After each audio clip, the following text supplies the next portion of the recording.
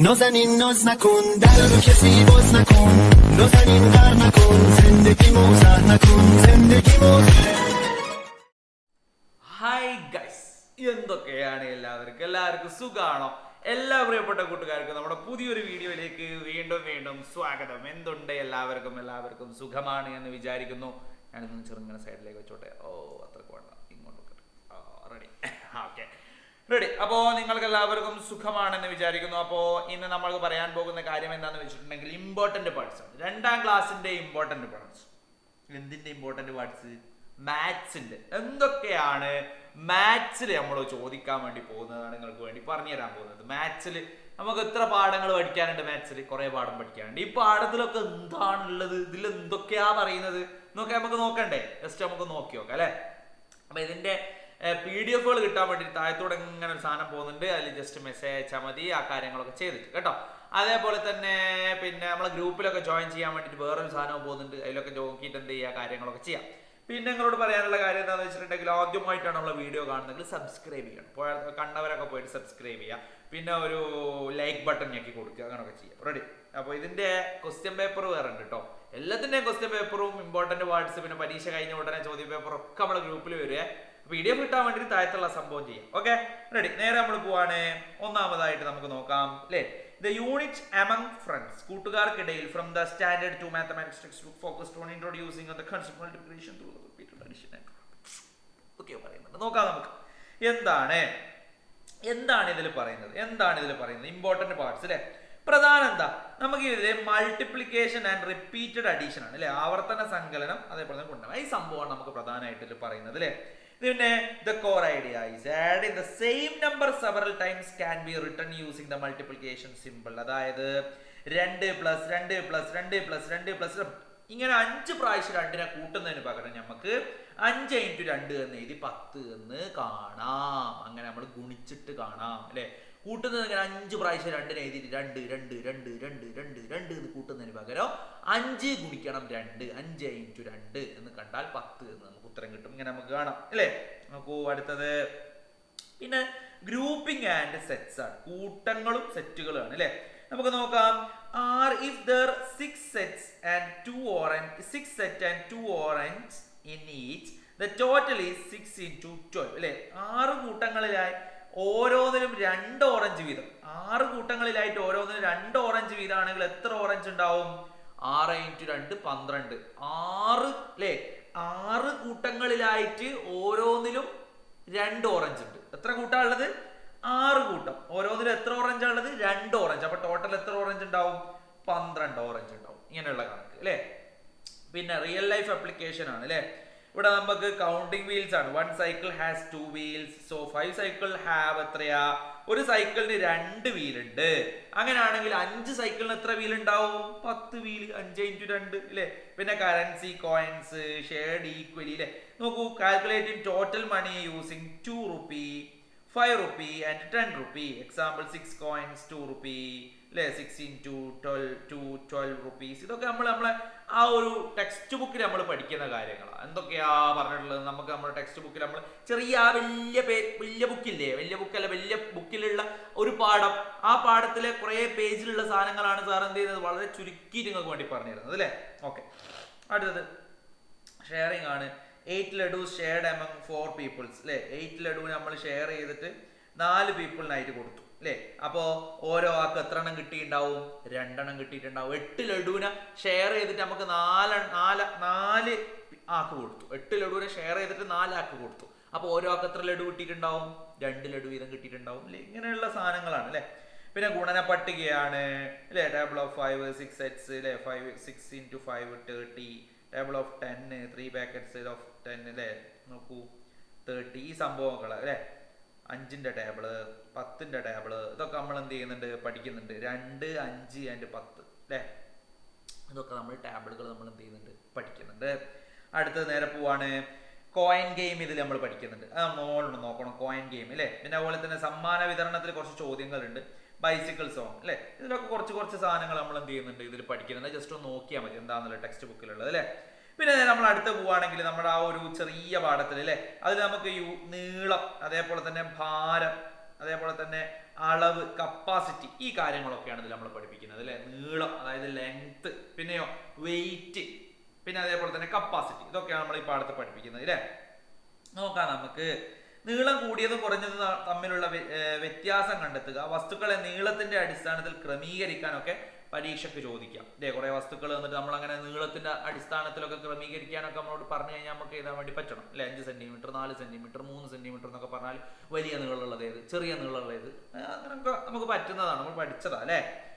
Non standard units ആണ്, അതായത് ചാണളവ്, തീപ്പട്ടിക്കോല് എന്നിവ ഉപയോഗിച്ചിട്ടുള്ള അളവ്. കൈകാലുടെ വലിപ്പ വ്യത്യാസം അനുസരിച്ച് ഈ ഒരു അളവിന് എന്ത് ചെയ്യും, മാറ്റം വരും. അതുകൊണ്ടാണ് ഈ നോൺ സ്റ്റാൻഡേർഡ് യൂണിറ്റ്സ് എന്നൊക്കെ പറയുന്നത്. അതായത് നമ്മൾ ഈ കൈയിനെ കൊണ്ടും അതേപോലെ തന്നെ കാലിനെ കൊണ്ടും ഒക്കെ നമ്മൾ എന്ത് ചെയ്യാണ്, ഇങ്ങനെ അളക്കുകയാണ്. അപ്പോൾ എൻ്റെ കൈയിൻ്റെ അളവായിരിക്കൂല ചിലപ്പോൾ വേറെ ഉള്ള ആളെ കൈയിൻ്റെ അളവ്. നിങ്ങളെ കൈയിൻ്റെ അളവ് എൻ്റെ കൈയിൻ്റെ അളവാ, ടീച്ചർമാരെ കൈയിൻ്റെ അളവായിരിക്കുമോ, ചെറിയ കുട്ടികളെ നിങ്ങളെ കൈയിൻ്റെ അളവ് അല്ല, നിങ്ങളത് ചെറിയ കൈയാണ്, നമ്മൾ കുറച്ചുകൂടി വലിയ കൈയാണ്. അപ്പോൾ നമ്മൾ അളക്കുമ്പോൾ അതിൽ ചിലപ്പോൾ വ്യത്യാസം വരും ഇല്ലേ. എന്തുകൊണ്ട് നമ്മളെ കൈകാലുകളുടെ വലിപ്പ വ്യത്യാസത്തിനനുസരിച്ച് അളവുകളിൽ എന്ത് ചെയ്യും, മാറ്റം വരികയും ചെയ്യും ഇല്ലേ.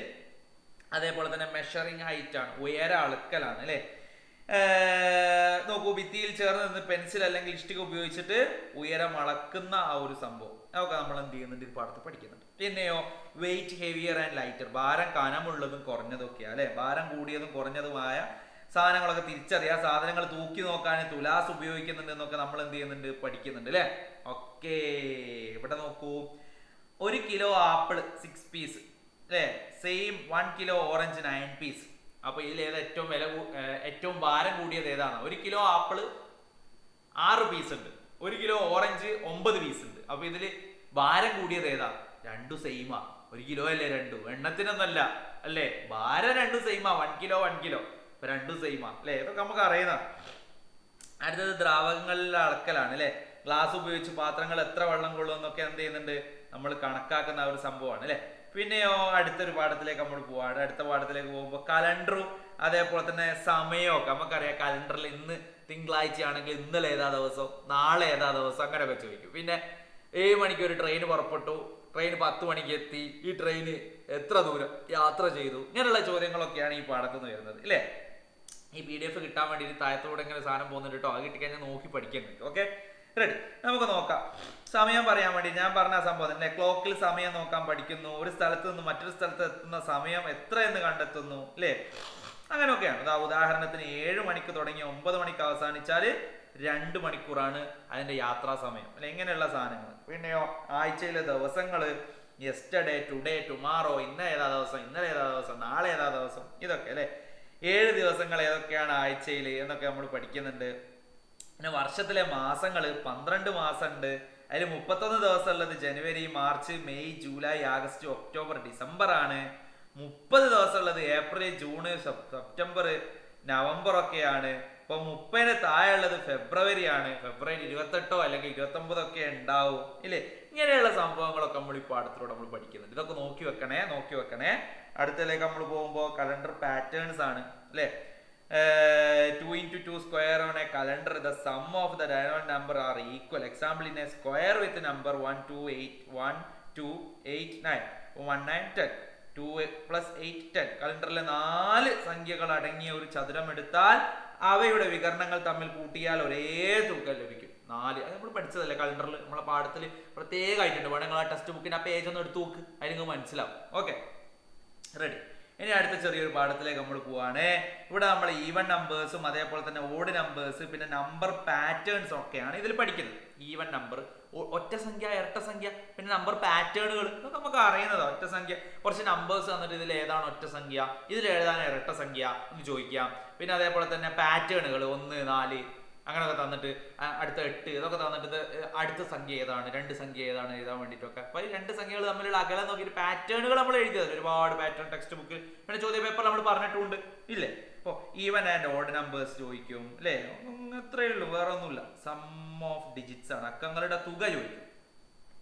അതായത് ഒരു 2 അക്ക സംഖ്യയിൽ അക്കങ്ങൾ തമ്മിൽ കൂട്ടിയാൽ കിട്ടുന്ന തുക കണ്ടെത്താൻ വേണ്ടിയിട്ട്. അല്ലെങ്കിൽ പിന്നെ മറ്റൊരു ചോദ്യം എന്ന് വരുന്നത് പിന്നെ അതായത് 10 ഇതിനെ നമുക്ക് എങ്ങനെയൊക്കെ എഴുതാൻ, എങ്ങനെയൊക്കെ കൂട്ടാൻ വേണ്ടി പറ്റും. 5 + 5 10, അല്ലെങ്കിൽ 6 + 4 10, 9 + 1 10. ഇങ്ങനൊക്കെ നമുക്ക് എന്ത് ചെയ്യാൻ പറ്റും? അക്കങ്ങളുടെ തുക 10 വരുന്ന രീതിയിൽ ഒരു 2 സംഖ്യകൾ എഴുതാൻ വേണ്ടി പറയുക, അല്ലെങ്കിൽ 5 സംഖ്യകൾ എഴുതാൻ വേണ്ടി പറയുക. ഇങ്ങനൊക്കെ വരും അല്ലേ? Okay, ready. പിന്നെ നമ്പർ പാറ്റേൺസ് ആണ്, ഇതൊക്കെ നമുക്ക് അറിയുന്ന നമ്പർ പാറ്റേൺസ് ഒക്കെ സാറ് കൂടുതൽ പറയേണ്ടതൊക്കെ നമുക്ക് അറിയാം. പിന്നെ മേക്കിംഗ് നമ്പേഴ്സ്, അക്കങ്ങൾ ഉപയോഗിച്ച് നമ്പർ ഉണ്ടാക്കാൻ, അതായത് 3, 5 എന്നൊക്കെ ഉപയോഗിച്ചിട്ട് എത്ര രണ്ടക്ക സംഖ്യകൾ ഉണ്ടാക്കും? 35, 53 അല്ലേ? ഇതേപോലെ ചോദ്യം വരും. 2 സംഖ്യകൾ തന്നിട്ട് ഇത് ഉപയോഗിച്ചിട്ട് എത്ര രണ്ടക്ക സംഖ്യകൾ ഉണ്ടാക്കാൻ പറ്റും, അത് ഏതൊക്കെയാണ് എന്നൊക്കെ ചോദിച്ചു കഴിഞ്ഞാൽ നമുക്ക് എഴുതാൻ വേണ്ടി പറ്റും ഇല്ലേ? അതാണ്. പിന്നെ അതിൽ അടുത്തതിൽ പിന്നെ ചിത്രങ്ങളൊക്കെ തന്നിട്ട് തമ്മിൽ താരതമ്യം ചെയ്യാൻ, ഇത് ചെറിയൊരു പാഠം. അത് പ്രധാനമായിട്ട് അങ്ങനെ ചോദ്യം വരാനൊന്നും ചാൻസ് ഇല്ല.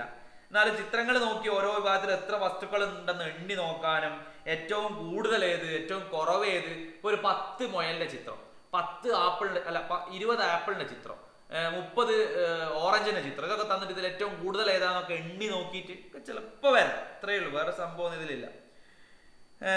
വ്യത്യാസം കണ്ടെത്താൻ വേണ്ടിയിട്ട് അതാണ്. അതായത് മൂങ്ങയേക്കാൾ എത്ര കൂടുതലാണ് തത്ത, 10 ആപ്പിളും 20 ഓറഞ്ചും ഉണ്ടെങ്കിൽ ആപ്പിളിനേക്കാൾ എത്ര കൂടുതലാണ് ഓറഞ്ച്. ഇങ്ങനെയുള്ള ചോദ്യങ്ങളൊക്കെയാണ് ഈ ഒരു പാഠത്ത് നിന്ന് വരുന്നത് കേട്ടോ.